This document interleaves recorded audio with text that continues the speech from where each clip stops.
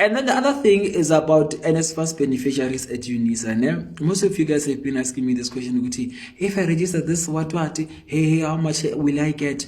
And stuff like that. And especially for those who have registered for 5 modules, some of you guys just registered not knowing how many modules should you qualify, should you register in order to qualify for a certain amount or to be covered with certain things and stuff like that. So as a Unisa student and as Nsfas beneficiary, the benefits which you could get from Nsfas is book allowance, which is 5,400 and something, if not mistaken. And then there's personal care allowance. We don't get living allowance. We get personal care allowance, which is 305 rand. I normally see every day they just only deduct 50 cents or 1 rand. So we only get 304 rand. If we are getting money through the banks and stuff like that. But that one is for another day. So you don't just automatically qualify for this thing. There's a certain limitation. If you register 10 modules, 5 for semester 1, 5 for semester 2, which means that you're going to get book allowance and personal care allowance.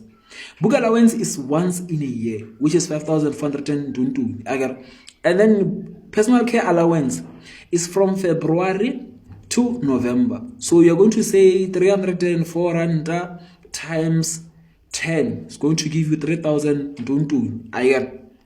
And then that's how you get it. But what happens if you register 5 to 9 modules? If you register 5 to 9 modules, you only get book allowance. You don't get personal care allowance. But if you register, let's say 1 to 4, you don't get 5,000. You don't get even a living allowance. Or I mean to say personal care allowance. You only get 700 per module once. But let's say that on first semester you only registered 5. You got 5,000 what, and then if you register this another 5, will you get book allowance again? You're not going to get it again. You only get it once. The only thing that you can get, if you add with another 5 modules, you are going to get personal care allowance.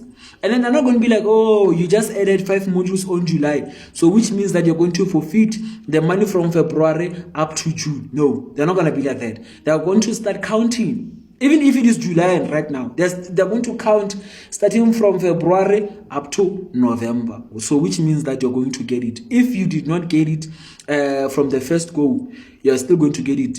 Once they start releasing, you are releasing allowances and stuff like that for people who joined in second semester. They're going to count you inside. And then once they count you, they're going to start counting from February. They'll be like, no, February, what. Yeah, even if the money comes in September, they're going to start from February up to September. So that is the confusion that most of you guys were facing. So just know that that's how it goes.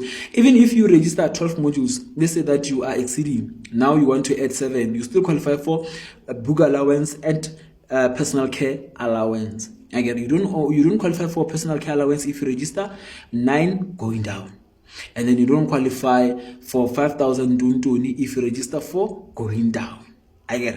So that's how it goes, guys.